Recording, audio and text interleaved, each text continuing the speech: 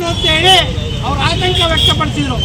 ಇದರಿಂದ ನಾವು ಗಮನಿಸ್ಬೋದು, ಭಾರತೀಯ ಜನತಾ ಪಾರ್ಟಿ ಒಂದೇ ಭಾರತದ ಪರವಾಗಿರುವಂಥದ್ದು ಕಾಂಗ್ರೆಸ್ ಒಳಗೊಂಡಂತೆ ಕಾಂಗ್ರೆಸ್ಸಿನ ಮೈತ್ರಿ ಪಕ್ಷಗಳೆಲ್ಲವೂ ಸೇರಿ ಭಾರತದ ವಿರುದ್ಧ, ಹಿಂದೂ ಧರ್ಮದ ವಿರುದ್ಧ ದೇಶದ್ರೋಹಿ ಸಂಚಲನೆ ಮಾಡ್ತಾ ಇದ್ರು. ಏನು ಕಂಟಕಪ್ರಾಯವಾಗಿತ್ತು ಭದ್ರತೆಗೆ, ಭಾರತದ ಭದ್ರತೆಗೆ, ಪಶ್ಚಿಮ ಬಂಗಾಳದ ಮುಖ್ಯಮಂತ್ರಿ ಮಮತಾ ಬ್ಯಾನರ್ಜಿ ಅವಳನ್ನ ಇವತ್ತು ಸಂಪೂರ್ಣವಾಗಿ ಸೋಲಿಸಿ ಆ ದುರಹಂಕಾರ ರಾಕ್ಷಸಿ ಪ್ರವೃತ್ತಿ ಏನಿತ್ತು ಅದಕ್ಕೆ ಇವತ್ತು ಸಂಪೂರ್ಣವಾಗಿ ಶ್ರದ್ಧಾಂಜಲಿ ಇಟ್ಟು ಪಶ್ಚಿಮ ಬಂಗಾಳ ಇವತ್ತು ಭಾರತದ ಒಕ್ಕೂಟಕ್ಕೆ ಹೊಸದಾಗಿ ಸೇರಿದಂಗಾಗಿದೆ.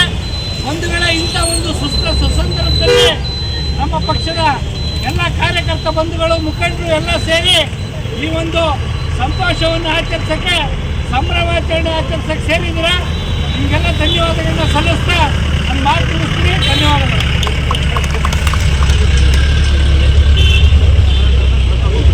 ಎಲ್ಲರಿಗೂ ಧನ್ಯವಾದ ಹೇಳ್ಬಿಡು ಸರ್.